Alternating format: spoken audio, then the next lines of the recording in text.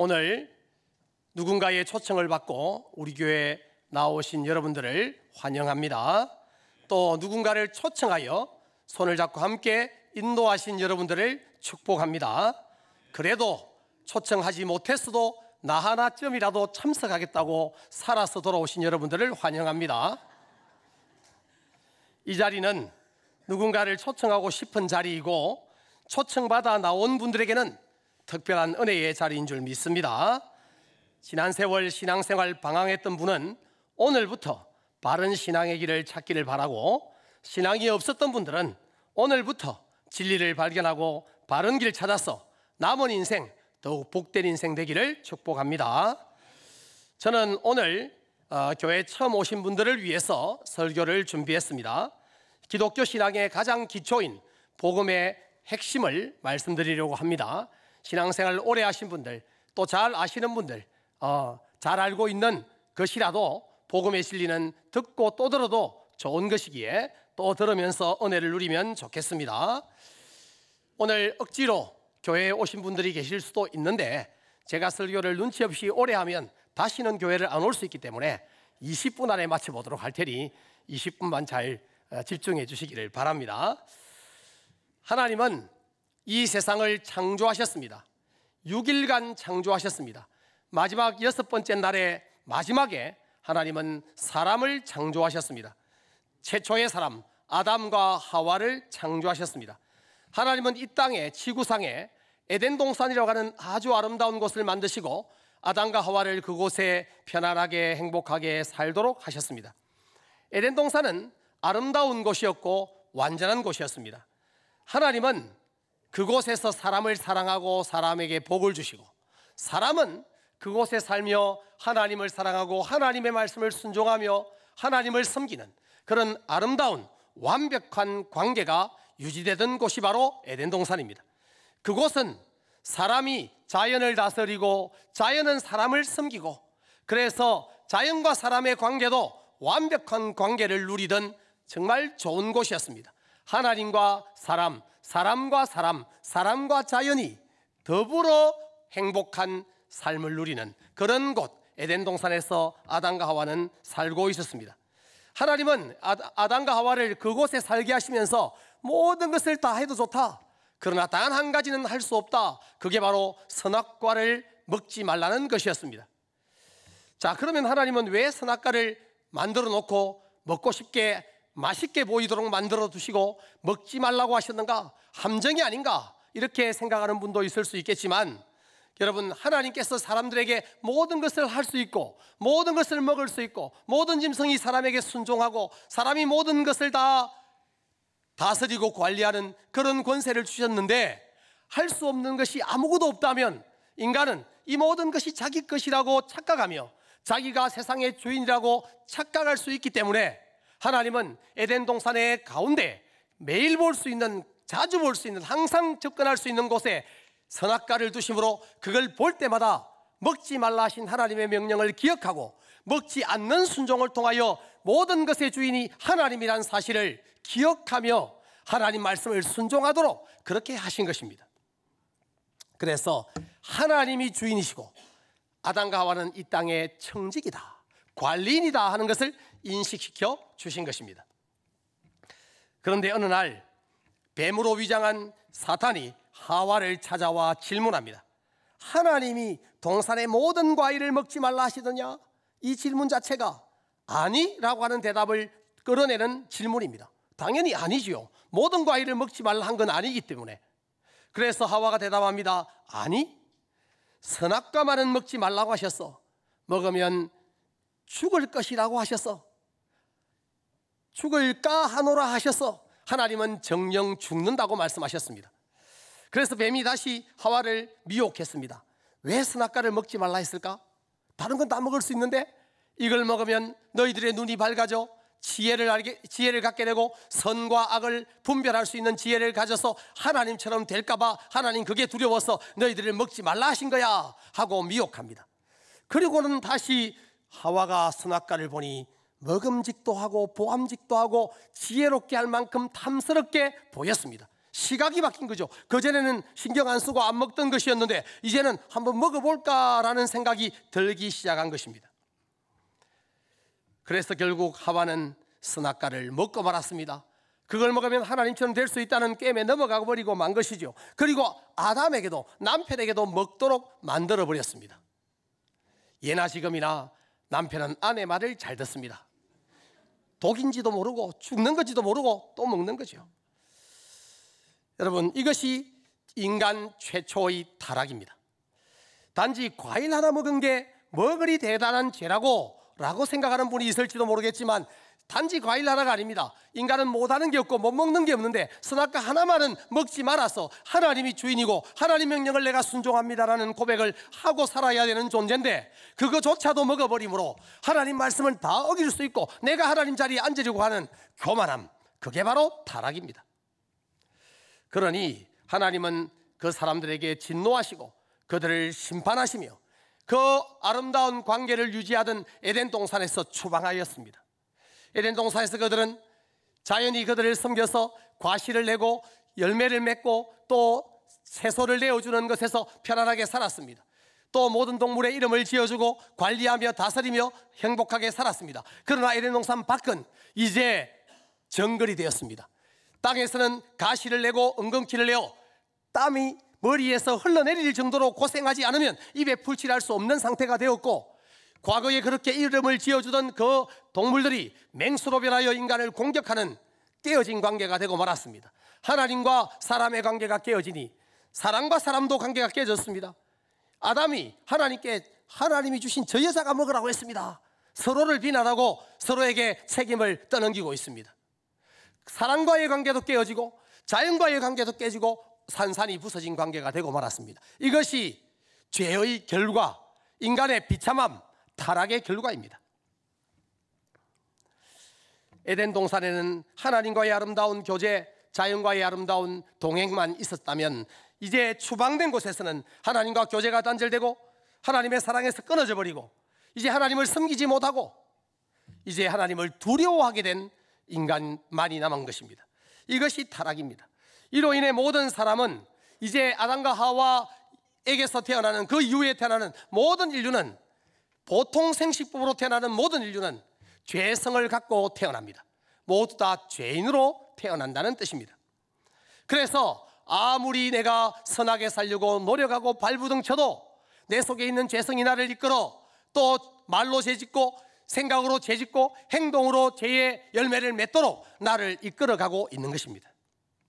결국 우리는 실수하고 죄 짓는 인생들이고 결국 죄 때문에 죽을 존재들입니다.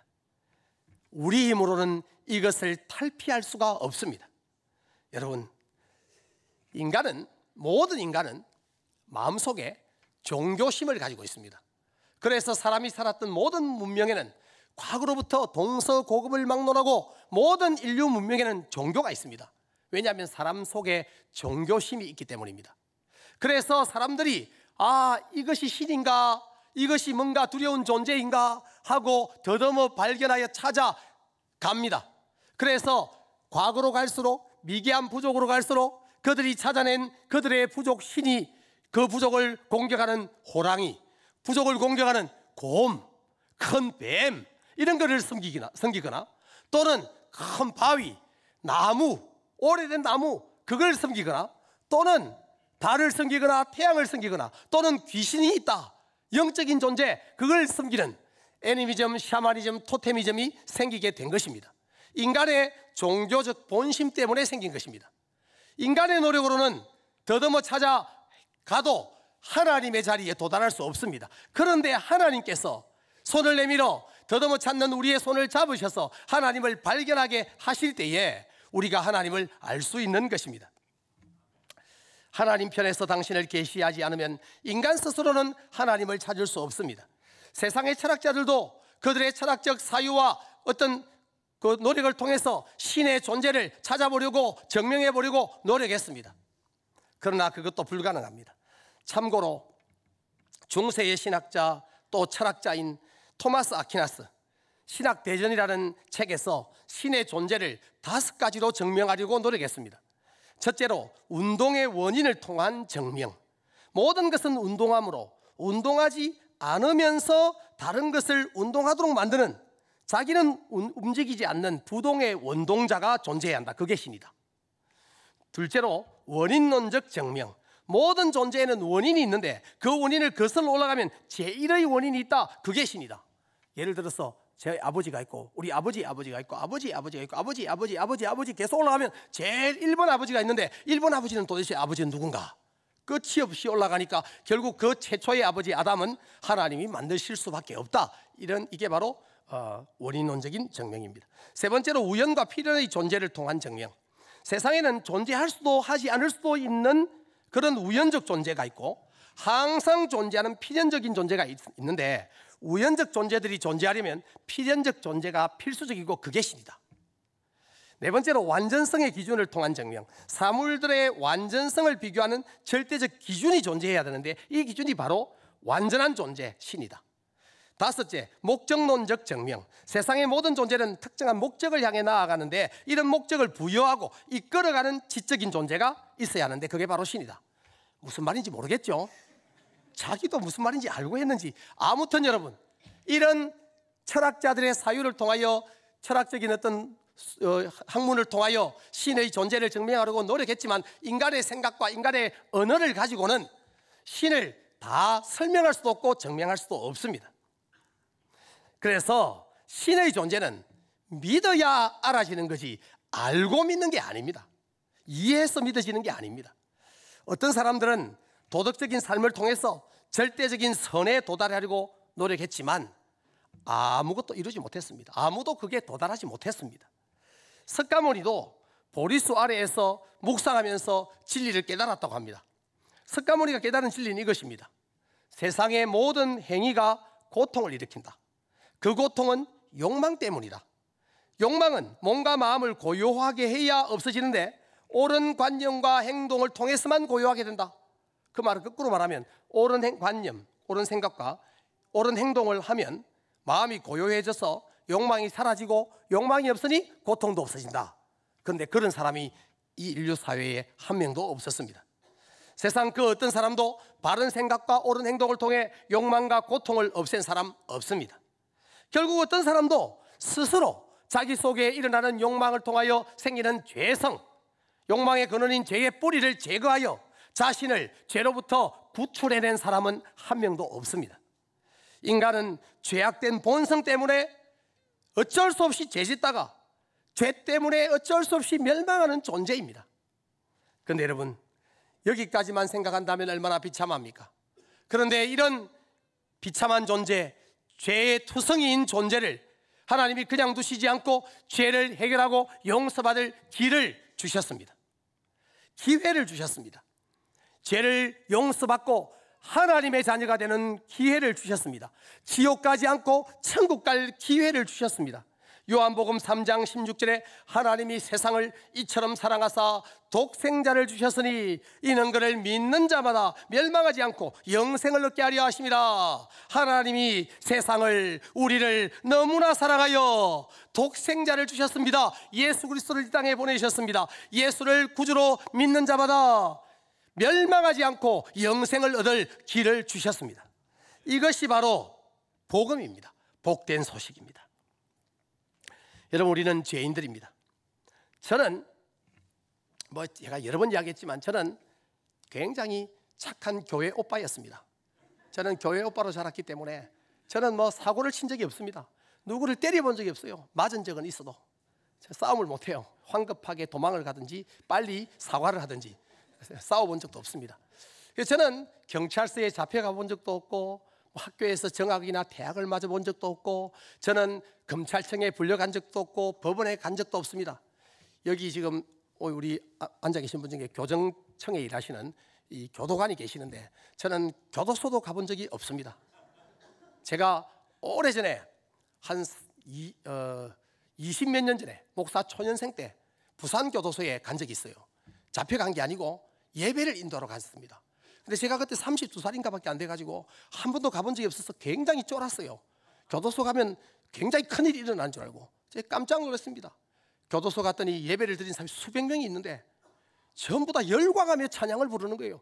저 사람들 중에 죄인같이 보이는 사람이 아무도 없어. 다 은혜 충만, 성령 충만한 죄인들이 가득하더라고요. 근데 저는 법적으로, 사회적으로는 죄를 지은 적이 없습니다. 전과자도 아닙니다. 그런데 저는 도덕적으로, 윤리적으로, 양심적으로 볼 때 죄인입니다. 죄 덩어리입니다.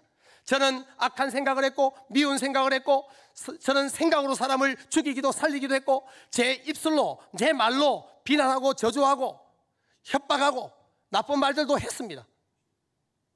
중학교 다닐 때 내 친구들은 전부 다 사람이 아니었습니다. 개의 자식들이었습니다. 우리 친구들은 다 그렇게 불렀습니다. 그게 죄인지도 모르고, 제가 성령 받고 깨닫기 전까지는 다 그렇게, 접속사 빼고는 다 욕이었어요, 우리 친구들이.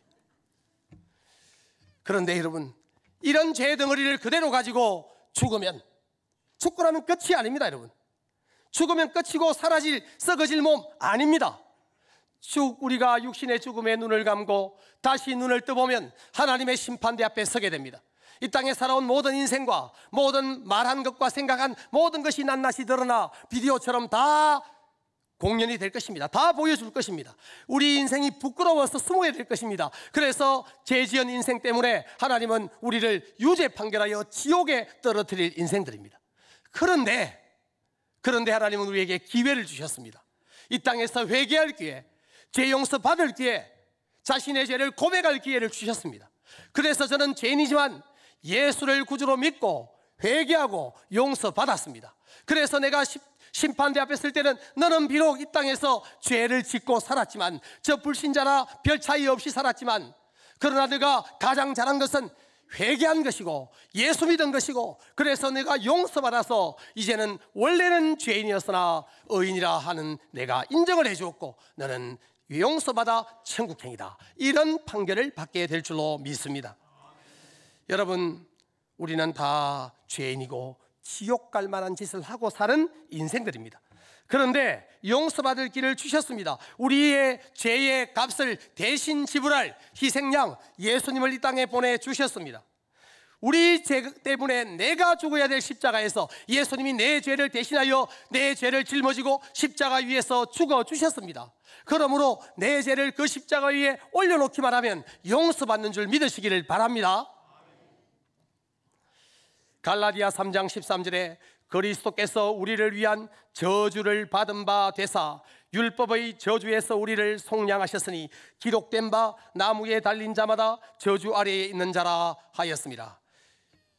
예수님이 우리를 위한 저주를 받아주셨습니다. 우리가 받아야 될 저주를 주님이 대신 받아, 우리가 달려야 될 십자가에 주님이 대신 달려 예수님의 피값으로, 목숨값으로 우리를 사서 해방시켜 주셨습니다. 이것이 속량입니다. 여러분, 십자가 위에 나의 죄를 올려놓기만 하면, 내가 회개하기만 하면, 예수님이 나를 위하여 돌아가셨다는 사실을 믿기만 하면 용서받게 되는 길, 이게 바로 구원의 길입니다. 이게 바로 복음입니다. 요한복음 5장 24절, 내가 진실로 진실로 너희에게 이르노니 내 말을 듣고 또 나 보내신 이를 믿는 자는 영생을 얻었고 심판에 이르지 아니하나니 사망에서 생명으로 옮겼느니라. 아멘. 예수님을 믿는 자는 영생을 얻습니다. 이 땅에서 우리가 지은 죄가 아무리 많다 할지라도 예수 믿고 회개하고 십자가 위에 내 죄를 올려놓기만 하면 용서받아 사망에서 생명으로 옮겨지는 줄 믿으시기를 바랍니다. 요한복음 1장 12절에 영접하는 자 곧 그 이름을 믿는 자들에게는 하나님의 자녀가 되는 권세를 주셨느니라. 우리가 이 땅에서 죄의 노예로서 죄에 끌려 그렇게 살아가는 인생이지만, 내가 예수 믿으면, 내가 예수 이름을 믿으면 하나님의 자녀가 되어서 이제는 하나님이 나를 이끌어가는 인생으로 바뀌는 줄 믿으시기 바랍니다. 요한복음 14장 6절에 예수께서 이르시되 내가 곧 길이요 진리요 생명이니 나로 말미암지 않고는 아버지께로 올 자가 없느니라. 여러분, 예수님이 천국 가는 길임을 믿으시기 바랍니다. 예수 믿어야 영생이 있음을 믿으시기를 바랍니다. 예수님이 진리이심을 믿으시기를 바랍니다. 사도행전 4장 12절에 다른 이로서는 구원을 받을 수 없나니 천하 사람 중에서 구원을 받을 만한 다른 이름을 우리에게 주신 일이 없습니다. 구원 얻을 만한 다른 이름이 없습니다. 세상에는 많은 종교들이 자기 종교를 믿으면, 자기들의 신을 믿으면 구원 얻는다 말하지만 성경은 분명하게 말합니다. 예수 믿는 길 외에는 구원 얻을 다른 길이 없고 예수 이름 외에는 다른 이름이 없다고 단정하셨습니다. 물론 다른 종교에서는 기독교는 너무 독단적이고 자기들만 옳다고 주장한다라고 말할 수 있겠지만 여러분, 진리는 두 개가 될 수 없습니다. 진리는 오직 하나입니다. 예수 그리스도를 믿는 길, 이거밖에 없습니다. 법정스님은 무소유라는 책에서 종교는 산을 올라가는 길과 같아서 이쪽 저쪽 아무 데나 올라가도 꼭대기가 만난다고 말했지만 그렇지 않습니다. 기독교와 불교와 이슬람교, 힌두교, 다른 종교는 산이 다릅니다. 못 만납니다. 하나님의 성산에, 천성에 올라가는 길은 하나밖에 없습니다. 예수 그리스도를 믿는 것밖에 없습니다. 예수님이 우리의 유일한 구원자이십니다. 예수님이 하나님께로 가는, 천국 가는 유일한 길입니다. 예수 안에 진리 있고 예수 안에 영생이 있는 줄 믿으시기 바랍니다. 이 사실을 믿는다면, 이미 믿고 있다면 여러분은 구원받아 하나님 자녀가 되었고 천국을 이미 소유한 자들입니다. 오늘이라도 이 구원의 복음을 듣고 믿게 된다면 오늘부터 여러분은 하나님 백성으로서, 하나님 자녀로서 일일이 되는 것입니다. 여러분, 우리 주님은 나 때문에, 내 죄 때문에 십자가에서 돌아가셨습니다. 로마서 4장 25절에 예수는 우리가 범죄한 것 때문에 내 줌이 되고 또한 우리를 의롭다 하시기 위하여 살아나셨느니라. 예수님이 내 죄 때문에 십자가에 내어 줌이 되었고, 그리고 부활하셔서 우리의 부활의 첫 열매가 되시고 소망이 되셨습니다. 여러분, 예수님은 하나님의 아들이시고 죄 없으신 분인데 우리의 죄를 대신하여 짊어지고 십자가에서 희생양이 되어주셨습니다. 그래서 주님이 내 대신 죽었다는 이 사실, 예수님이 나의 구주라는 이 사실을 믿기만 하면 용서받는 이 복음을 듣고 믿으시는 여러분 되기를 바랍니다. 그리고 이 복음을 믿고 있다면, 또 경험한다면, 예수 믿고 구원받아 천국 복음이 얼마나 좋은지를 경험하고 산다면 이 복음을 전하지 않을 수 없는 것입니다. 여러분, 제 오늘 머리 스타일 어떻습니까? 멋있지 않습니까? 어떻게 해도 항상 멋있는데 오늘 특별히 멋있습니다. 이번 주에 제가 박스 헤어에서 이 동네 골목에 콩나물국밥집으로 가는 길 오른쪽에 카페 느리게 옆에 박스 헤어에서 머리를 잘랐습니다. 제가 오랫동안 복음을 전하다 오늘 일부 예배에 초청했는데 오셨어요. 그래서 여러분, 박스 헤어에 좀 많이 이용해 주시기를 바라고요. 이 머리를 잘 깎아도 이 미용실 잘한다, 이 자랑을 하잖아요. 또 내가 맛집을 갔다 와도 자랑하잖아요. 여행 한번 갔다 와도 자랑하잖아요. 병원 한번 갔다 와도 그 병원 용하더라, 침 한번 놓으니까 저기 한 방에 낫더라, 자랑하잖아요. 그렇다면 여러분, 우리의 영혼의 문제, 영생의 문제, 우리 구원의 문제를 고치시는 복음을 듣고 그걸 경험했다면 그걸 모르는 자들에게 전해야 되는 것이 마땅하지 않겠습니까? 우리 사랑하는 가족이 예수 모르고 죽어가고 지옥 가고 저를 살다가는 망하는데, 이 세상 뿌린 줄 알고 어리석게 살아가는데 그냥 두면 안 되는데 그들에게 복음 전해야 되지 않겠습니까? 그러므로 사랑하는 성도 여러분, 여러분 살아가는 모두에게 내가 만난 예수 그리스도를 전하고 모두 함께 손에 손을 잡고 저 천국으로 달려가는 여러분 다 되기를 주의 이름으로 축복합니다.